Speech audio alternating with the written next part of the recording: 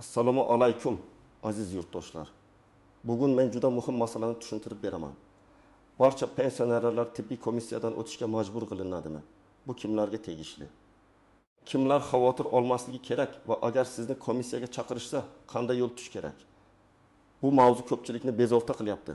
Chunki pensiya deganda odamning oylik daromadi, dori-darmon puli, kommunal to'lovlari, oilasidagi tinchlik va ertangi kunga ishonchi nazarda tutiladi. Shuning uchun bu ma'lumotni oxirigacha diqqat bilan eshiting. Chunki noto'g'ri tushuncha sababli ayrim odamlar keraksiz vahimaga tushib qolishi, ayrimlar esa aksincha o'z huquqini bilmay, kerakli hujjatni vaqtida topshirmay qo'yishi mumkin. Kanalga hozirroq obuna bo'ling, videoga like bosing, chunki men bunday mavzularni oddiy, tushunarli tilda va amaliy misollar bilan yoritib boraman. Avvalo eng muhim savolga javob beraman. Hamma pensionerlar bir xil tartibda tibbiy komissiyadan o'tishga majbur qilinadi degan gapni to'g'ridan to'g'ri va mutlaq qoida sifatida qabul qilish to'g'ri emas. Pensiya oluvchilar turlicha bo'ladi. Kimdir yoshga doir pensiya oladi, kimdir nogironlik pensiyasi oladi. Kimdir boquvchisini yo'qotganlik pensiyasi oladi. Yana kimdir imtiyozli shartlarda pensiyaga chiqqan bo'lishi mumkin. Tibbiy komissiya masalasi ayniqsa nogironlik belgilangan shaxslar, mehnat qobiliyatini yo'qotganlik darajasi baholangan fuqarolar, kasb kasalligi yoki ishlab chiqarishdagi jarohat sababli to'lov olayotganlar uchun dolzarb bo'ladi. Oldin ko'pchilik odamlar buni shunday tushunardi. Bir marta nogironlik belgilansa, keyin pensiya doimiy to'lanaveradi. Lekin amalda bunday emas. Nogironlikning ayrim turlari muddatli belgilanadi. Masalan, 1 yilga, 2 yilga yoki ma'lum davrga. Muddat tugaganda fuqaro qayta tibbiy ijtimoiy ekspertizadan o'tish kerak bo'lishi mumkin. Bu komissiyaning vazifasi odamni qiynash emas, balki sog'lig'idagi holat saqlanib qolganmi, yaxshilanganmi, yomonlashganmi, mehnatga layoqat darajasi qanday, qaysi guruh yoki qanday yordam turi kerakligini aniqlashdan iborat. Endi nima o'zgardi? O'zgarish shundaki, so'nggi yillarda ko'plab ijtimoiy to'lovlar, pensiya va nafaqa tayinlash jarayonlari elektron tizimlar orqali tekshirilmoqda. Ma'lumotlar bazalari bir-biriga bog'lanmoqda. Tibbiy xulosalar va hujjatlar aniqroq talab qilinmoqda. Natijada ilgari hech kim so'ramayapti deb yurgan ayrim holatlar endi avtomatik ravishda ko'rinib qolishi mumkin. Masalan, nogironlik muddati tugagan, lekin fuqaro qayta komissiyadan o'tmagan bo'lsa, tizimda bu holat aniqlanadi. Shunda pensiya yoki nafaqa bo'yicha savol tug'ilishi mumkin. Mana shu narsa odamlar orasida endi hammani komissiyaga majbur qilishar ekan degan gaplarga sabab bo'ladi. Men buni oddiy qilib aytaman. Yoshga doir pensiya olayotgan oddiy pensioner, ya'ni pensiya yoshi kelgani uchun pensiyaga chiqqan fuqaro odatda faqat yoshga doir pensiyasini davom ettirish uchun tibbiy komissiyadan o'tib yurishi shart emas. Lekin u qo'shimcha ravishda nogironlik bo'yicha nafaqa, parvarish puli, imtiyozli dori ta'minoti, sanatoriy yo'llanmasi yoki mehnat qobiliyatini yo'qotganlik bilan bog'liq biror to'lov olayotgan bo'lsa, tibbiy xulosa muhim ahamiyatga ega bo'lishi mumkin. Endi asosiy masalani batafsil tushuntiraman. Tibbiy komissiya deganda odatda tibbiy ijtimoiy ekspertiza nazarda tutiladi. Bu oddiy poliklinikadagi navbatdagi ko'rik emas. Bu komissiyada shifokorlar, ekspertlar, ba'zan turli yo'nalishdagi mutaxassislar odamning tibbiy hujjatlari, kasallik tarixi, tekshiruv natijalari, davolanishi, operatsiya bo'lgan bo'lmagani, kundalik hayotda o'zini eplay olish darajasi, mehnat qobiliyati va ijtimoiy yordamga ehtiyojini baholaydi. Kimlar ko'proq e'tiborli bo'lish kerak? Birinchidan, nogironlik pensiyasi yoki nogironlik nafaqasi olayotgan fuqarolar. Agar nogironlik muddatsiz belgilanmagan bo'lsa, qayta ko'rik muddati juda muhim. Ikkinchidan, ishlab chiqarishda jarohat olib mehnat qobiliyatini yo'qotganlik bo'yicha to'lov olayotganlar. Uchinchidan, sog'lig'i sababli ayrim imtiyozlarga ega bo'lganlar. To'rtinchidan, pensiya yoshiga yetgan bo'lsa ham, pensiya miqdori yoki ijtimoiy yordam turi nogironlik hujjatiga bog'liq bo'lgan fuqarolar. Misol keltiraman. 62 yoshli erkak kishi yoshga doir pensiya oladi. Uning yuragi og'riydi, qon bosimi bor, lekin u hech qanday nogironlik nafaqasi yoki nogironlik asosidagi qo'shimcha to'lov olmaydi. Bunday odamga pensiyangni olish uchun borib tibbiy komissiyadan o'tasan deyish odatda asosiy talab bo'lmaydi. U albatta shifokorga borishi, davolanishi, dispanser nazoratida turishi mumkin. Lekin bu uning yoshga doir pensiyasini davom ettirish sharti sifatida qo'yilmaydi. Ikkinchi misol, 78 yoshli ayolga 2 yil muddatga ikkinchi guruh nogironlik belgilangan. U shu asosda nogironlik pensiyasi oladi. Uning qayta ko'rik muddati 2025 yilning sentabr oyida tugaydi. Agar u avgust-sentabr oylarida hujjatlarni tayyorlab komissiyadan o'tmasa, tizimda uning nogironlik muddati tugagan deb ko'rinadi. Natijada to'lovni davom ettirish masalasida muammo chiqishi mumkin. Bu yerda komissiya majburiy ko'rinadi. Chunki to'lov aynan tibbiy xulosaga bog'langan. 3-misol. 7000 yoshli pensionerga avval 3-guruh nogironlik berilgan. Keyin yoshga doir pensiya tayinlangan. U hozir asosan yoshga doir pensiya oladi. Lekin dori-darmon bo'yicha imtiyoz yoki boshqa yordamni nogironlik hujjati orqali olayotgan bo'lishi mumkin. Agar shu imtiyozlar davom etishi uchun amaldagi tibbiy xulosa talab qilinsa, komissiyaga borish kerak bo'ladi. Aks holda asosiy pensiyasi emas, aynan qo'shimcha imtiyoz yoki yordam masalasida muammo chiqishi mumkin. 4-misol. Bir fuqaro avtohalokatdan keyin oyoq-qo'l harakatida cheklov bilan yashaydi. Unga 1-marta 1 yilga nogironlik belgilanadi. 1 yildan keyin davolanish natijasida ahvoli ancha yaxshilansa, guruh o'zgarishi yoki nogironlik olib tashlanishi mumkin. Aksincha ahvoli yomonlashsa, yuqoriroq guruh belgilanadi yoki muddatsiz masala ko'rib chiqiladi. Demak, komissiya har doim ham odamga zarar keltiradi degan tushuncha noto'g'ri. Ba'zi hollarda komissiya orqali odamning huquqi kengayadi. Pensiya yoki yordam miqdori oshadi. Parvarish zarurati tan olinadi. Kimlar xavotir olmasligi kerak? Agar siz oddiy yoshga doir pensiya olayotgan bo'lsangiz, nogironlik asosida qo'shimcha to'lov olmayotgan bo'lsangiz, sizning pensiyangiz faqat tibbiy komissiyadan o'tmaganingiz uchun to'xtatiladi degan gapdan vahimaga tushmang. Lekin baribir shuni tekshirib qo'ying, pensiya hujjatlaringizda qanday asos ko'rsatilgan. Siz olayotgan pul faqat yoshga doir pensiyami yoki boshqa qo'shimcha nafaqa ham bormi? Chunki ko'pchilik men pensiya olaman deb umumiy aytadi, lekin aslida to'lovlar tarkibida turli asoslar bo'lishi mumkin. Endi eng ko'p adashtiradigan nozik tomonlarga o'tamiz. Birinchi nozik jihat, nogironlik har doim bir xil muddatga berilmaydi. Ba'zilarga muddatli, ba'zilarga muddatsiz belgilanishi mumkin. Muddatsiz belgilangan holatda odam har yili komissiyaga borish shart bo'lmasligi mumkin. Lekin bu ham umuman hech qachon hech kim hujjat so'ramaydi degani emas. Ayrim holatlarda ma'lumotlarni aniqlashtirish, hujjatdagi xatoni tuzatish, qo'shimcha imtiyoz rasmiylashtirish yoki shaxsning holatida keskin o'zgarish bo'lsa, tegishli idoralar qo'shimcha ma'lumot talab qilishi mumkin. Ikkinchi nozik jihat, komissiyaga chaqirish og'zaki gap bilan emas, rasmiy tartibda bo'lishi kerak. Agar kimdir telefon qilib, ertaga bo'lmasang pensiyang to'xtaydi dedi desa, vahimaga tushmang. Avvalo kim qo'ng'iroq qilyapti, qaysi tashkilotdan, qanday hujjat asosida, qaysi sana va qaysi manzilga borish kerakligini aniqlang. Rasmiy xabarnoma, yo'llanma yoki elektron tizimdagi ma'lumot bo'lishi kerak. Shubhali qo'ng'iroqlarga pasport ma'lumotlari, plastik karta raqami, SMS kod yoki bank ma'lumotlarini bermang. Tibbiy komissiya hech qachon sizdan bank kartangizdagi kodni so'ramaydi. 3-nozik jihat, poliklinika va tibbiy ijtimoiy ekspertiza bir xil narsa emas. Ko'pchilik poliklinikaga borib, terapevtga ko'rinadi-da, men komissiyadan o'tdim deb o'ylaydi. Aslida poliklinika ko'rik va kerakli tahlillarni tayyorlaydi, tibbiy tarixni shakllantiradi, mutaxassislar xulosasini beradi. Yakuniy ekspert xulosa esa tegishli komissiya tomonidan beriladi. Shuning uchun jarayonni bosqichma-bosqich to'g'ri bajarish kerak. 4-nozik jihat, hujjatdagi bitta sana ham katta ahamiyatga ega. Masalan, sizda nogironlik muddati o'ttim iyungacha bo'lsa, iyulning o'rtasida borarman deb yurish xavfli. Chunki to'lovni davom ettirishda uzilish bo'lishi mumkin. Keyin uni tiklash uchun yana ariza, tushuntirish, qo'shimcha tekshiruv, qayta hisob-kitob kerak bo'ladi.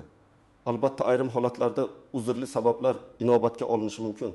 Masalan, odam kasalxonada yotgan bo'lsa, og'ir ahvolda bo'lsa, boshqa jiddiy sabab bo'lsa. Lekin baribir eng to'g'ri yo'l muddat tugashdan oldin harakat qilishdir. 5-nozik jihat, komissiya qaroriga rozi bo'lmasangiz, bu oxirgi nuqta degani emas. Fuqaro qaror ustidan shikoyat qilish, qayta ko'rib chiqishni so'rash, qo'shimcha tibbiy hujjatlar taqdim etish huquqiga ega. Men ko'p hollarda shuni ko'raman. Odam komissiyadan norozi bo'ladi, uyga kelib yig'inlarga shikoyat qiladi. Lekin rasmiy tartibda ariza yozmaydi. Natijada uning e'tirozi huquqiy natija bermaydi. Agar rozi bo'lmasangiz, his tuyg'u bilan emas, hujjat bilan gapiring. Qaysi tashxis inobatga olinmadi, qaysi tekshiruv natijasi ko'rilmadi, qaysi shifokor xulosasi qo'shilmadi, shularni aniq yozish kerak. 6 nozik jihat. Tibbiy komissiyadan o'tmasam pensiyam butunlay yo'q bo'ladi degan qo'rquv ham har doim to'g'ri emas. Masala to'lovning turiga bog'liq. Agar sizning yoshga doir pensiyangiz alohida asosda tayinlangan bo'lsa, nogironlik hujjati esa faqat qo'shimcha imtiyozga taalluqli bo'lsa, asosiy pensiya va qo'shimcha imtiyoz alohida ko'rib chiqilishi mumkin. Shuning uchun aniq javob uchun pensiya bo'limi yoki vakolatli tashkilotdan to'lovlaringiz tarkibini yozma yoki elektron shaklda aniqlashtiring. 7 nozik jihat. Ayrim odamlar men kasalman. Demak, menga avtomatik nogironlik berilishi kerak deb o'ylaydi. Afsuski, faqat kasallik nomining o'zi yetarli emas. Masalan, qandli diabeti bor ikki odamning holati bir xil bo'lmasligi mumkin. Birida kasallik dorilar bilan nazoratda, o'zi yuradi, ishlay oladi, asoratlar yo'q. Ikkinchisida ko'rish pasaygan, buyrak faoliyati buzilgan, oyoqda asoratlar bor, kundalik hayotda yordamga muhtoj. Komissiya aynan kasallikning hayot faoliyatiga ta'sirini baholaydi. Shu sabab hujjatlar kasallik nominligini emas, uning oqibatlarini ham ko'rsatish kerak. Endi eng muhim qism. Agar siz yoki yaqinlaringiz tibbiy komissiyadan o'tish kerak bo'lsa, nima qilish kerak? Men buni oddiy tartibda tushuntiraman. Birinchi qadam, pensiya yoki nafaqa turini aniqlang. Siz yoshga doir pensiya olyapsizmi? Nogironlik pensiyasimi? Nogironlik nafaqasimi? Boquvchisini yo'qotganlik pensiyasimi yoki qo'shimcha ijtimoiy yordammi? Buni pensiya jamg'armasi bo'limidan, davlat xizmatlari orqali yoki mavjud hujjatlaringizdan bilib olishingiz mumkin. Agar hujjatda nogironlik muddati degan joy bo'lsa, o'sha sanani alohida yozib qo'ying. Ikkinchi qadam, muddatni tekshiring. Agar qayta ko'rik sanasi yaqinlashayotgan bo'lsa, oxirgi haftagacha kutmang. Men amaliyotda kamida 1 oy oldin harakat boshlashni tavsiya qilaman. Chunki tahlil topshirish, shifokor ko'rigidan o'tish, tor mutaxassisga navbat olish, kasalxona arxividan hujjat topish vaqt oladi. Ayniqsa qishloq joylarda tuman markaziga qatnash kerak bo'lsa, bu jarayon bir kunda bitmasligi mumkin. 3-qadam. Oilaviy shifokor yoki poliklinikaga murojaat qiling. Siz menga tibbiy ijtimoiy ekspertizadan o'tish uchun hujjatlarni tayyorlash kerak deb aniq ayting. Shifokorga oxirgi davolanishlaringiz, qabul qilayotgan dorilaringiz, shikoyatlaringiz, harakatlanishdagi qiyinchiliklaringiz, ko'rish, eshitish, yurak, nafas, asab, tayanch harakat muammolaringiz haqida batafsil gapiring. Uyaldim, aytmadim degan narsa keyinchalik o'zingizga zarar bo'ladi. Komissiya hujjatga qaraydi. Hujjatda yozilmagan holatni isbotlash qiyin. 4-qadam, hujjatlarni yig'ing. Odatda pasport yoki ID karta, pensiya guvohnomasi yoki pensiya hujjatlari. Avvalgi nogironlik xulosasi bo'lsa, uning nusxasi, ambulator karta, kasalxonadan chiqish epikrizlari, operatsiya bo'lgan bo'lsangiz, operatsiya bayonnomasi yoki xulosasi, tahlil natijalari rentgen, UZI, MRT, KT, EKG. Laborator tekshiruvlar, tor mutaxassislar xulosalari kerak bo'lishi mumkin. Hamma hujjatni bitta papkaga joylang. Nusxalarini ham tayyorlab qo'ying. Hujjatlar orasiga eng muhim sanalarni yozib qo'yish foydali. Qachon kasalxonada yotgansiz, qachon operatsiya bo'lgansiz, qachon ahvol yomonlashgan. 5-qadam, ariza va yo'llanmani to'g'ri rasmiylashtiring.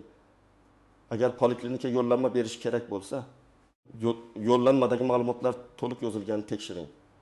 Ism, familiya, tug'ilgan sana, yashash manzili, tashxis, kasallik tarixi, tavsiya etilgan ekspertiza turi, shifokor imzosi, muassasa muhri yoki elektron tasdiq bo'lishi kerak. Xato yozilgan familiya, noto'g'ri sana yoki yetishmayotgan imzo sababli sizni qaytarib yuborishlari mumkin. 6-qadam, komissiyaga borganda o'zingizni to'g'ri tuting. Ba'zi odamlar og'riqlarini yashiradi. Yaxshiman deb turadi, keyin qarordan norozi bo'ladi. Ba'zilari esa aksincha, bor holatni emas, haddan tashqari bo'rttirib aytadi. Eng to'g'ri yo'l haqiqatni aniq tushuntirish. Masalan, men 5 metr yursam nafasim qisadi. Zinadan 2-qavatga chiqa olmayman. Har kuni insulin olaman. Oyog'imdagi og'riq sabab mustaqil bozorga bora olmayman. Ko'zim yaxshi ko'rmagani uchun hujjat o'qishda qiynalaman kabi amaliy misollar keltiring. Komissiya uchun kundalik hayotdagi cheklovlar muhim. 7-qadam, qarorni qo'lga oling va tushunib chiqing. Sizga qanday xulosa berildi, qaysi muddatga, Qaysi guruh yoki qanday daraja belgilandi, qayta ko'rik sanasi qachon, qanday tavsiyalar berildi, bularni yozib oling. Agar tushunmasangiz, o'sha joyning o'zida so'rang. Men oddiy odamman, tushuntirib bering deyish uyat emas. Huquqingizni bilish uchun so'rash kerak. 8-qadam. Qarorga rozi bo'lmasangiz, vaqtni boy bermang. Rasmiy shikoyat yozing. Shikoyatda men rozi emasman debgina yozish yetarli emas. Aniq sabab ko'rsating. Falon sanali MRT xulosasi inobatga olinmagan. Falon kasalxonadan chiqish qog'oz hujjatlar orasida bo'lsa ham baholanmagan. Kundalik hayotimdagi cheklovlar to'liq qayd etilmagan deb yozing. Shikoyatnoma nusxasini o'zingizda saqlang. Qabul qilingan sanasi va raqamini olib qo'ying. 9-qadam. Aldanib qolmang. Men komissiyadagi odamni taniyman. Pul bersangiz guruh qilib beraman. Kartangizga kod keldi. Ayting. Hujjatingizni tezlashtiramiz degan gaplarga ishonmang. Bunda yo'l bilan nafaqat pulingizdan ayrilishingiz, balki o'zingiz ham muammoga tushib qolishingiz mumkin. Hammasini rasmiy yo'l bilan qiling. Agar kimdir noqonuniy pul talab qilsa, tegishli tashkilotlarga murojaat qiling. 10-qadam. Yaqinlaringizga yordam bering. Keksa odamning o'zi hamma hujjatni tushunmasligi mumkin. Farzandlar, nevaralar, qo'ni-qo'shnilar yordam berish kerak. Ayniqsa yolg'iz pensionerlar, eshitishi yoki ko'rishi past odamlar, yura olmaydigan bemorlar hujjat masalasida ko'p qiynaladi. Ularga shunchaki borib kel demang. Qaysi poliklinika, qaysi xona, qaysi hujjat, qaysi sana ekanini birga aniqlang. Yana bir amaliy maslahat, agar odam yura olmaydigan holatda bo'lsa, buni ham rasmiy tarzda bildirish kerak. Ayrim hollarda uyda ko'rik, masofaviy hujjat ko'rib chiqish yoki maxsus tartiblar bo'lishi mumkin. Lekin buni o'zimcha bora olmadim deb kutib o'tirmasdan, poliklinika, mahalla ijtimoiy xodim yoki vakolatli idoraga oldindan aytish kerak. Telefon orqali gaplashsangiz ham keyin imkon bo'lsa yozma arza qoldiring. Yana shuni unutmang, tibbiy hujjatlaringizni doim saqlang. Ko'pchilik eski epikrizlarni tashlab yuboradi, tahlil natijalarini yo'qotadi. Operatsiya xulosasini topolmaydi. Keyin komissiya vaqtida hammasi kerak bo'lib qoladi. Men tavsiya qilaman, uyda alohida papka qiling. Ichiga pasport nusxasi, pensiya hujjati, avvalgi xulosalar, kasalxona qog'ozlari, tahlillar, dori ro'yxati, shifokor tavsiyalari va muhim telefon raqamlarini joylang. Bu oddiy ish, lekin ko'p asab va vaqtni tejaydi. Sabab va oqibatni tushunib olaylik. Davlat uchun tibbiy komissiya ijtimoiy yordamni haqiqatan ehtiyojmand odamga yo'naltirish vositasidir. Fuqaro uchun esa bu o'z sog'lig'i, mehnat qobiliyati va ijtimoiy himoyasini rasmiy tasdiqlash jarayonidir. Agar tizim tartibli ishlasa, og'ir ahvoldagi odam himoyasiz qolmaydi. Sog'lig'i yaxshilangan odam esa boshqa tartibga o'tadi. Lekin hujjatdagi xato vaqtida murojaat qilmaslik. Noto'g'ri ma'lumot yoki tushunmovchilik sababli odam vaqtincha to'lovdan uzilib qolishi mumkin. Shuning uchun men har doim aytaman. Vahma emas, hujjat, mish-mish emas, rasmiy ma'lumot, kechiktirish emas, oldindan tayyorgarlik. Bugungi mavzudan asosiy xulosa shuki, barcha pensionerlar bir xil tartibda tibbiy komissiyadan o'tishga majbur deb vahimaga tushish kerak emas. Lekin pensiya yoki nafaqa nogironlik mehnat qobiliyatini yo'qotish. Sog'liq holati yoki maxsus imtiyozga bog'liq bo'lsa, tibbiy komissiya juda muhim bo'lishi mumkin. Eng to'g'ri yo'l o'z to'lovingiz turini aniqlash, qayta ko'rik muddatini tekshirish, hujjatlarni oldindan yig'ish va hamma ishni rasmiy tartibda bajarish. Agar sizning yoki yaqinlaringizni komissiyaga chaqirishgan bo'lsa, qo'rqmang, lekin beparvo ham bo'lmang. Hujjatlarni tayyorlang, sanalarni yozib oling. Shifokorga bor holatni aniq ayting. Qarorni tushunib oling va norozi bo'lsangiz, rasmiy shikoyat qiling. Izohlarda yozing. Sizning hududingizda pensiyalarni yoki nogironlik pensiyasi oluvchilarni tibbiy komissiyaga chaqirish holatlari bo'lyaptimi? Qanday muammolarga duch kelyapsiz? Videoga like bosing. Kanalga obuna bo'ling va bu ma'lumotni ota-onangiz, qarindoshlaringiz hamda pensioner tanishlaringizga albatta yuboring. Chunki bitta to'g'ri ma'lumot kimningdir pensiyasi, huquqi va xotirjamligini saqlab qolishi mumkin.